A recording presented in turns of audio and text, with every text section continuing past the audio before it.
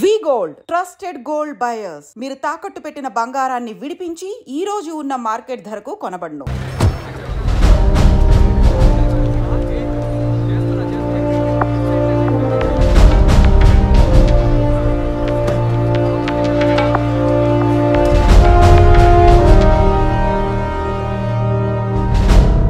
So మీ ఇంట్లో ఉన్న drivers కానీ మెయిట్స్ కానీ మీ వైఫ్ని చివరిసారిగా ఎప్పుడు చూసా ఉన్నారు? Wednesday evening చూశారట.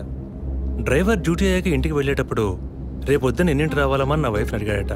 ఎప్పట్లా వస్తే చాలని తను చెప్పిందట. ఆ తర్వాత ఎవరూ తనను చూసినట్లేదు. ఆ రోజు మీరు ఎక్కడున్నారు సార్? హైదరాబాద్లో ఓ టీవీ ఛానల్ మీటింగ్ అని వెళ్ళాను. లాస్ట్ ఫోన్ మీ వైఫ్కి ఎప్పుడు చేశారు? Next day morning. Phone switch ఆఫ్లో ఉంది. మోస్ట్లీ తన ఫోన్ స్విచ్ ఆఫ్లోనే ఉంటుంది. అందుకే నేను పెద్దగా పట్టించుకోలేదు. ఎప్పుడు మీకు డౌట్ వచ్చింది? ఆ రోజు నైట్ వరకు నాకు రాలేదు. దీన్ని ఇష్యూ చేయటం ఏం బాగుంటుందని ఎవరికి చెప్పలేదు. ఆ తర్వాతే నేను కమిషనర్ దగ్గరికి వెళ్ళి కంప్లైంట్ చేశాను.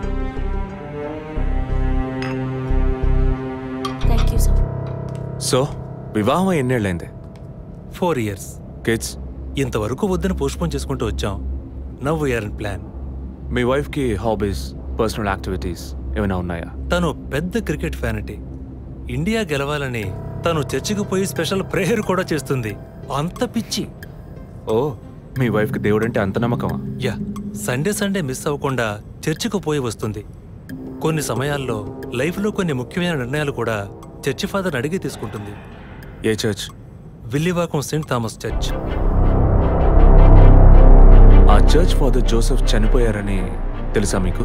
యా, మా న్యూస్ డివిజన్ స్టాఫ్ ద్వారా I just got to know it. Thanks for your cooperation. Will get back to you shortly. Thank you. అంత స్ట్రాంగ్గా మీరు ఎలా చెప్పగలుగుతున్నారు విజయ్? జెసికాని పోయిన బుధవారమే ఇంట్లో వాళ్ళు చివరిసారిగా చూశారు sir. Saint Thomas church father Joseph murder గురువారం నాడు జరిగింది. అందులోనూ ఫాదర్ జోసెఫ్ చనిపోయింది పాపాలు ఒప్పుకోలు చోటు కావడం వల్ల ఆ రోజు ఉదయం ఆయన ఎవరికో పాప క్షమాపణ చేస్తుంటారు.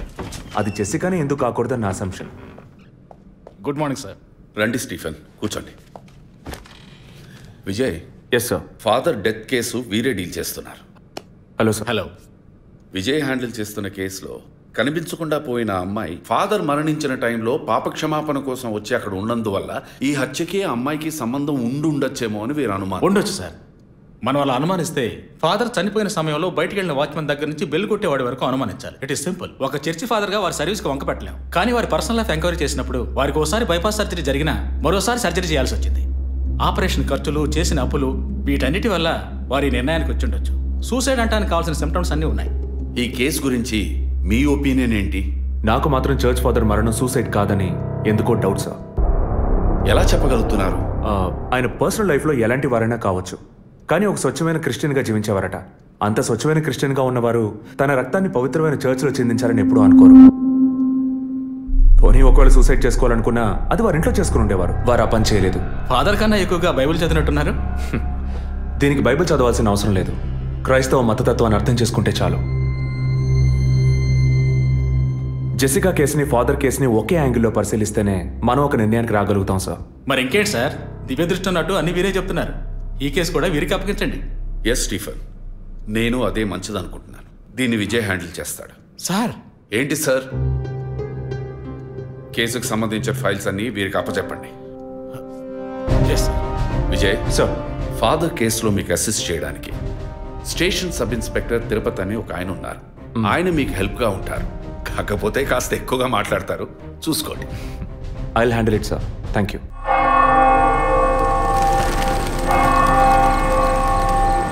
అడుక్కుంటే ఇస్తాడు, వేడుకుంటే తీరుస్తాడు, నిజమైతే గెలిపిస్తాడు యేసు. అడుక్కోండి. ఫాదర్ హైటు వెయిటు మీకు మ్యాచ్ కావడం వల్ల ఆయన ఏ పొజిషన్లో కూర్చుని ఉంటారు, ఎలా ఉండుంటారని మీతో ఒక చిన్న అసంప్షన్. లేచరండి. డాంకీ యజ్ఞం కాదు, అందుకు ఇలా కూర్చోబెడతా సార్. నన్ను కొత్తగా మందు కనిపెట్టే డాక్టర్లు ఎలికి మీద ప్రయోగించినట్టు కంగారు పెట్టారు కదా సార్. ఫాదర్ ఎలా కూర్చున్నారో, ఎలా పడిపోయారో, ఎప్పుడు చనిపోయారో, ఇప్పుడు ఎక్కడున్నారో. కాకపోతే ఒకటి, father no more, I miss more. That is the difference. Commissioner గారు చెప్పింది కరెక్టే. కమిషనర్ గారు ఏం చెప్పారు సార్ నా గురించి? చెప్పారులే. పీసీ భానుమతి విషయమా? తెలిసే ఛాన్స్ లేదే. నా ప్రమోషన్ విషయమా? మనకంత సీన్ లేదే.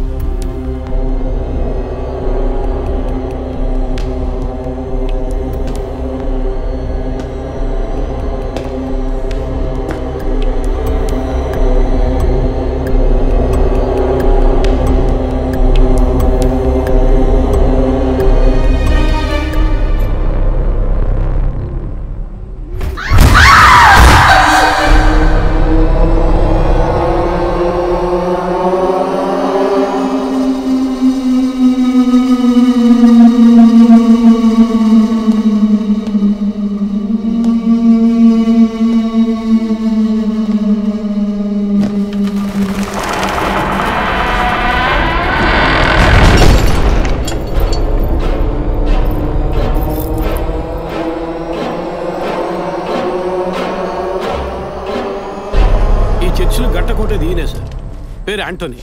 నమస్కారం సార్. ఇక్కడ 8 ఏళ్ళుగా పనిచేస్తున్నాం సార్. ఫాదర్ రికమెండేషన్తోనే ఇక్కడ చేరారు. ఫాదర్ ఎప్పుడు ఎన్నింటికి చర్చ్కి వస్తారు? ఎప్పుడు 7 గంటలకు వచ్చేస్తారయ్యా. సండే అయితే 5 గంటలకు వచ్చేస్తారు. ఒకవేళ ధూప ప్రార్థన ఉన్నా 5 గంటలకు వచ్చేస్తారు. ఫాదర్ 6 గంటలకు చర్చిలో ఆ రోజు కాలం చేశారు. ఆ రోజు స్పెషల్గా ధూప ప్రార్థన ఏమైనా జరిగిందా? అసువంటిది ఏం లేదే. మరెందుకు ఫాదర్ అంత ఎర్లీగా వచ్చారు? ఫాదర్కి తెలిసిన ఎవరైనా విఐపీలు పాప ఒప్పుకోలకు వచ్చినప్పుడు ఒకరోజు ముందుగానే ఫోన్ చేసి వచ్చేస్తారయ్యా. ఆ రోజు ఎవరైనా వచ్చారా? ఆ రోజున బిడ్డకు ఒళ్ళు బాగోలేదని ఇంటికి వెళ్ళిపోయినయ్యా. కానీ వెళ్ళేటప్పుడు తలుపు ముయ్యొద్దు, తెరిచే ఉంచు అన్నారు. గేట్ తెరిచి ఉంచిన విషయాన్ని ఇంతకు ముందు వచ్చిన పోలీసులు కానీ లేక వీరు కానీ మిమ్మల్ని అడిగారా? లేదయ్యా, ఈ అడగలేదయ్యా. ఏమయ్యా అడిగితేనే చెప్తావా, అడగకపోతే చెప్పవా? I'm exit. ఫాదర్ చనిపోయాక మొట్టమొదటిసారి బాడీని చూసింది ఎవరని చెప్పారు? గీత అనే ఒక అమ్మాయి సార్. ఆ అమ్మాయి ఎక్కడ పనిచేస్తోంది? The wheels on the bus go round and round, round and round, round and round. The wheels on the bus go round and round, all the way to Chennai City. Geetha, police department నుంచి నీకోసం ఇద్దరు వచ్చారు. కారిడార్లో wait చేస్తున్నారే. సరే వస్తానని చెప్పు.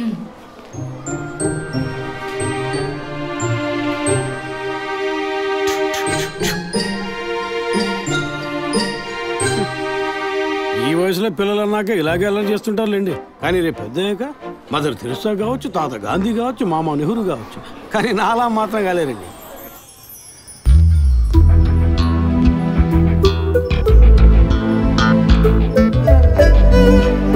అది వస్తుంది తనే గీత.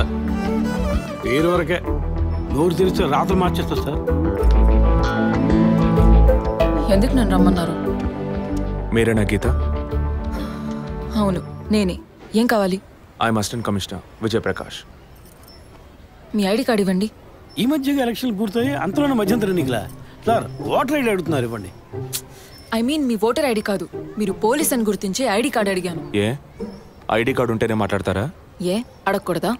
ఏంటి బస్ పాస్ పారేసుకుని స్టూడెంట్ ఎదుర్కొంటున్నాడు?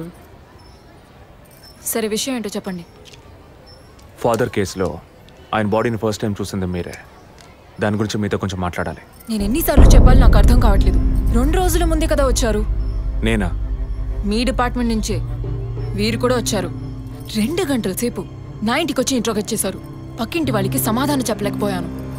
ఇప్పుడు ఇలా వర్క్ చేసే ప్లేస్కి వచ్చి టార్చర్ పెడితే ఎలా చెప్పండి? అందరూ అన్నారు పోలీసులతో వద్దు అని. నేనే వినలేదు. ఆ డెడ్ బాడీని చూసిన వెంటనే వెళ్ళిపోవాల్సింది. ఆ పని మీరు చేస్తుంటే మీ ఇంటికి పోలీస్ కుక్కలు వచ్చేవి. ఏంటి బెదిరిస్తున్నారా? బెదిరించలా, మీకు సమాధానం చెప్పాను. ఇలా చూడండి, మీ డిపార్ట్మెంట్ నుంచి ఎంతమంది వచ్చినా, ఎన్ని తడవలు వచ్చినా ఏం అడుగుతారు మీరు? ఎందుకు చర్చికి వెళ్ళారు? ఎందుకు పొద్దున్నే వెళ్ళారు? ఫాదర్ డెడ్ బాడీని ఎప్పుడు చూశారు? మీరు చూసినప్పుడు ఆయన ప్రాణాలతో ఉన్నారా? అంతే కదా. దయచేసి వెళ్ళిపోండి ప్లీజ్. నేను ఇప్పుడు ఇక్కడికి ఎంక్వైరీ చేయడానికి వచ్చింది మీరు ఆయన బాడీని చూసినందుకు కాదు. మరి అదే ఒక మర్డర్ అయి ఉంటే డైరెక్ట్గా చూసుంటారుగా, అది అడగడానికి. నెక్స్ట్ టైం వచ్చినప్పుడన్నా మీరు నిజం చెప్పడానికి ప్రయత్నించండి. నెక్స్ట్ టైం కూడా వస్తామా? ఇన్వెస్టిగేషన్లో ఇంటర్వల్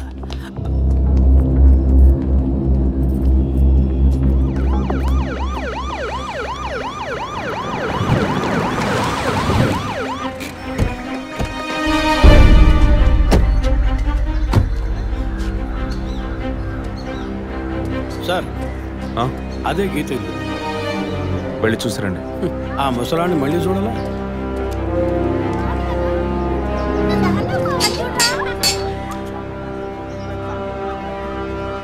ఏంటి ఇంకా రాలేదు? గీత గారు ఉన్నారా? తను పొద్దున్నే స్కూల్కి వెళ్ళిపోయిందే.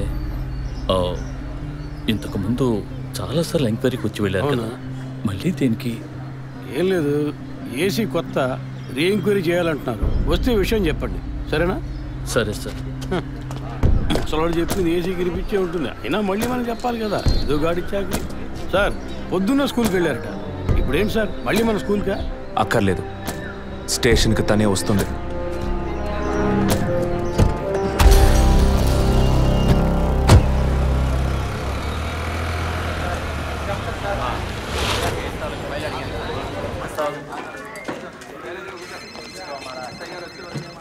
మిస్సింగ్ కేసులు తేలిగ్గా తీసుకోకండి సార్. రేపే నాకు ప్రోగ్రెస్ తెలియాలి. ఓకే సార్, మిమ్మల్ని చూడడానికి వచ్చారు.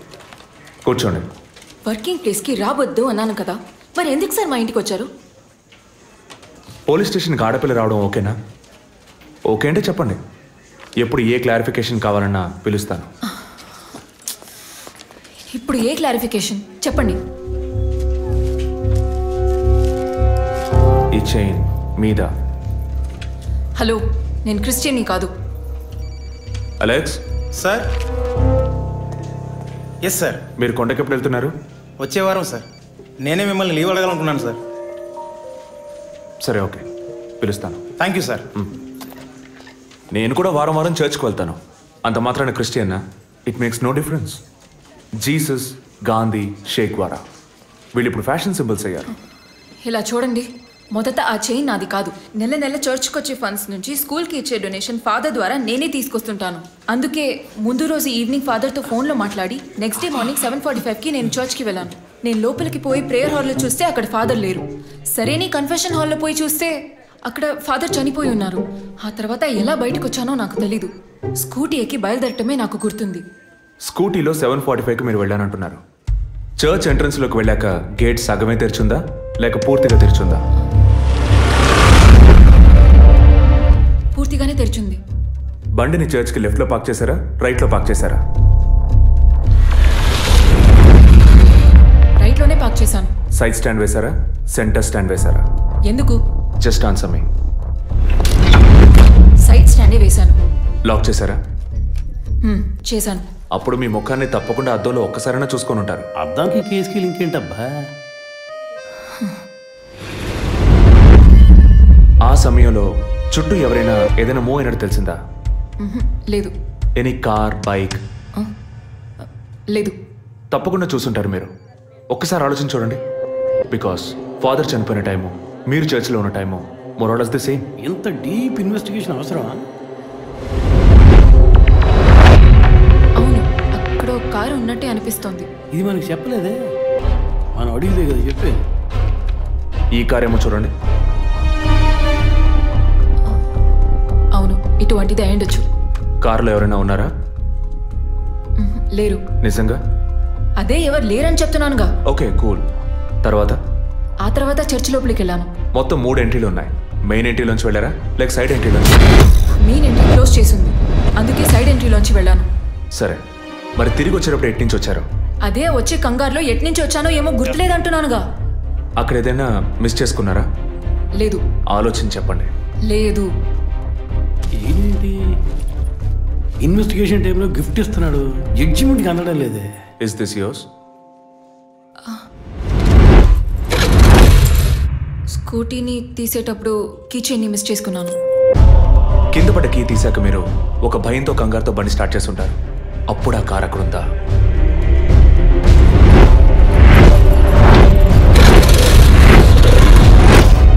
అప్పుడు ఆ కార్ అక్కడ లేదు. That's it. జెసికా చర్చ్కి వచ్చింది,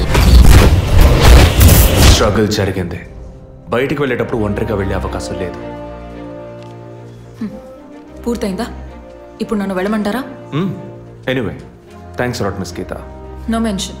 మీరు చక్కగానే ఇన్వెస్టిగేట్ చేస్తున్నారు. Thank you. మీరు తెలివిగానే సమాధానం చెప్పారు. నన్ను మళ్ళీ మళ్ళీ పిలవరుగా? చెప్పలేం.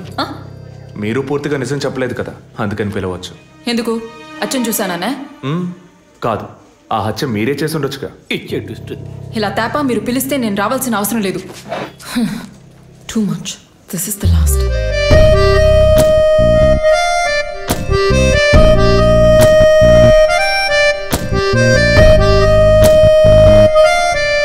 తిరుపతి సార్, మీరు ఎలా ఫీల్ అవుతున్నారు? ఈ అమ్మాయి చాలా మంచి అమ్మాయి సార్. నేను కేసు గురించి అన్నాను. అదే సార్ నేను అన్నది. ఈ అమ్మాయి కేసుకి బాగా కోఆపరేట్ చేస్తాం. మీరు పని చేయండి. చెప్పండి సార్. ఓ 2 రోజులు లీవ్ తీసుకోండి. ఏసీకి హీట్ ఎక్కింది, ఎప్పుడైనా ప్యాలెన్స్. సార్, ఈ కేసు నేను ఇంట్లో ఉంటే డీల్ చేస్తాను sir. I'm exit.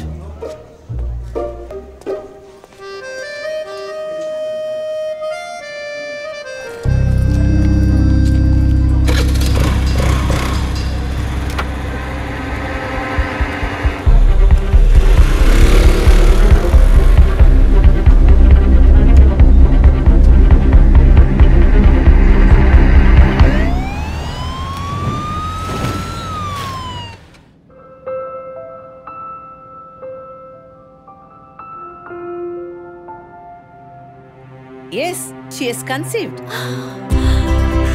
Thank you, doctor. Thank you so much. 2 months, 10 days. సంతోషకరమైన వార్త విన్న వెంటనే నాకు ఇప్పుడు ఏం మాట్లాడాలో తెలియట్లేదు డాక్టర్. దేవుడి వరాన్ని కాస్త ఆలస్యంగా ఇచ్చాడు అంతే. డాక్టర్, ఇక మీద నేను నా భార్యను ఎలా చూసుకోవాలి? మన పెద్దవాళ్ళు చెప్పందా, కొత్తగా నేను చెప్పేదేముంది. బట్ యాజ్ అ డాక్టర్ నేను ఇప్పుడు ఏమీ చెప్పను. ఈ ఆనందంలో చెప్పినా అర్థం కాదు. ముందు ఈ శుభవార్త ఇంట్లో చెప్పి వాళ్ళని సంతోషపరచండి. ఓకే? ఈ సంగతి తెలిస్తే ఇంట్లో మాకన్నా అమ్మా నాన్న ఎక్కువ సంతోషిస్తారు. మరి ఆలస్యం దేనికి, ముందు ఫోన్ చేసి చెప్పేయండి. Sure doctor. ఒరే విజయ్, రారా. అభి ఇప్పుడే ఫోన్ చేసింది, తను కన్సీవ్ అయిందట. నేను బాబుని కాబోతున్నారా. ముందు నోరు తీపి చేసుకో. నువ్వు బాబాయ్ కాబోతున్నావు. అయ్యో రారా, నేను సంతోషం పట్టలేకపోతున్నాను. ఆడు చేతులు ఆడటం లేదు. రా, మా ఇంటికి ఒక కొత్త వెలుగు రాబోతోంది. ముందు మా కులదైవాన్ని దర్శించుకోవడానికి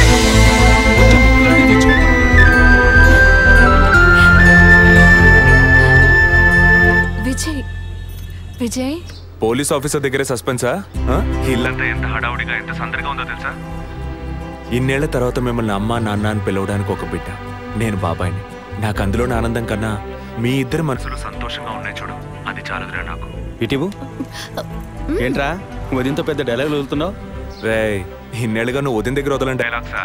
దుర్మార్గుడా, నీతో మాట్లాడమే తప్పురా. సరే సరే, ఇంతకీ ట్రీట్ ఎక్కడో ప్లాన్ చేసి చెప్పరా.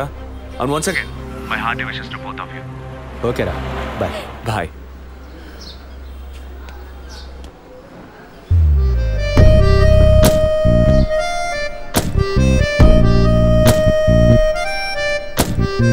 ఇల్లు మారితే తెలీదా?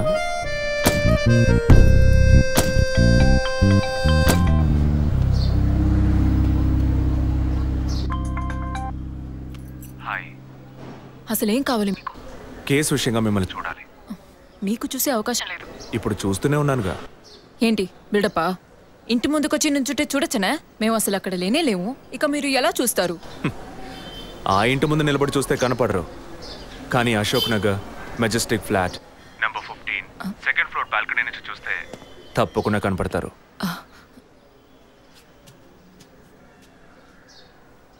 హాయ్. ఇక మీద మీరు ఇంట్లో ఉన్నారా బయటికి వెళ్ళారా అని ఫోన్ చేసి తెలుసుకోవాల్సినంత అవసరం లేదు. ఎందుకు తెలుసుకోవాలి? కేసు విషయంగానే. హత్య చేసుంటాననే కాదు, హత్య చేయడానికి స్కెచ్ వేసి ఇచ్చినందుకు. ఓ పోలీస్ ఆఫీసర్ అయ్యుండి ఇలా ఫ్లర్ట్ చేస్తున్నారే, ఇదేమైనా కరెక్టా? ఫ్లర్టా? డైలీ లేవగానే ఒక కప్పు కాఫీ తాగితే ఎనర్జీ వచ్చినట్టు, వర్కౌట్ చేస్తే రిలాక్స్ అయినట్టు మీతో మాట్లాడుతుంటే నాకు అనిపిస్తుంది. 6 మీరు ఈ కేసుని పూర్తి చేయకూడదు. ఒక చిన్న క్లూ కూడా దొరకకూడదు. ఇది నా శాపం. చిన్న క్లూ అక్కర్లేదు, ఓ పెద్ద క్లూనే కావాలి.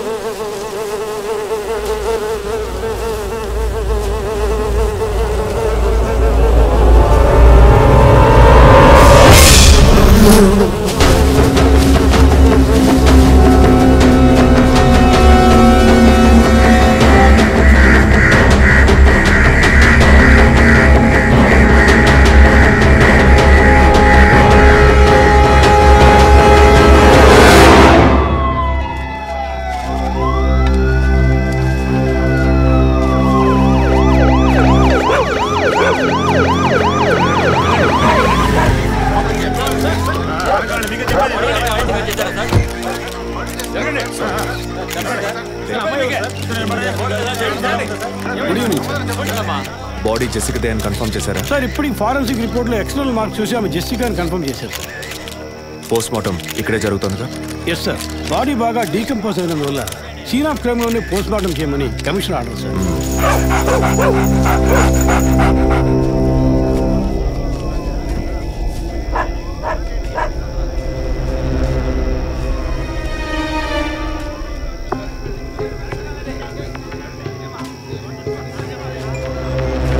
తిరుపతి సార్, కార్లో ఉన్న థింగ్స్ అన్ని మిస్ చేయకుండా కలెక్ట్ చేసి పెట్టండి. Okay sir. తన హస్బెండ్కి ఇన్ఫార్మ్ చేశారా? ఇప్పుడే ఇన్ఫార్మ్ చేశాను సార్, కానీ ఈలోగానే ఛానల్స్ వాళ్ళందరూ వచ్చేసారు సార్. పోస్ట్ మార్టం ఎక్కడ జరుగుతోంది?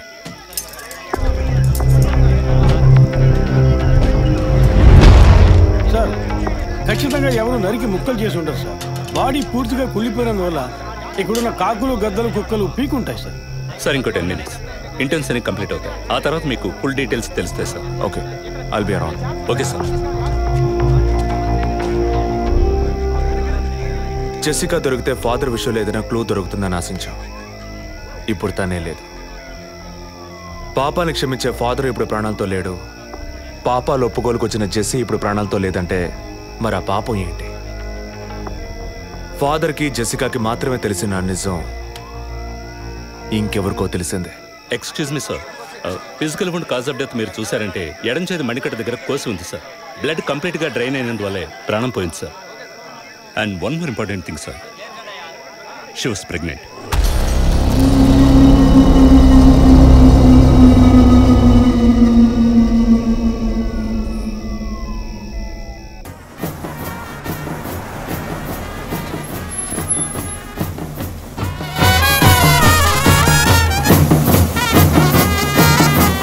టైం ఎంతైందో చూడు.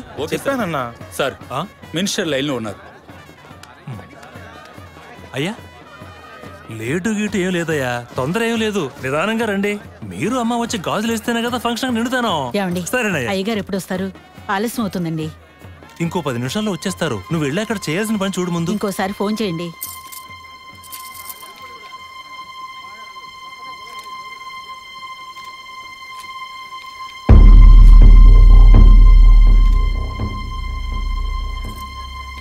సంతోషంగా ఉండాల్సిన వేళ మొహం అలా పెట్టుకున్నావంటే తట్టుకోలేకపోతున్నానమ్మా. ఇప్పుడు ఏమైందని? తప్పు కదమ్మా. నువ్వేమన్నా కావాలని చేసావా? అట్టా కళ్ళు తుడుచుకోకుండా కాస్త నవ్వుతూ కూర్చో.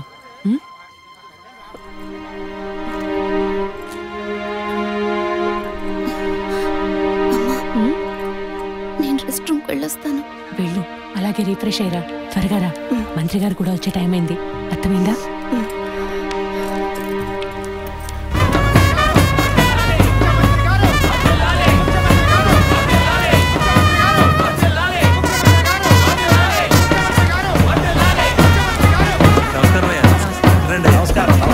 చాలా సంతోషం అయ్యా.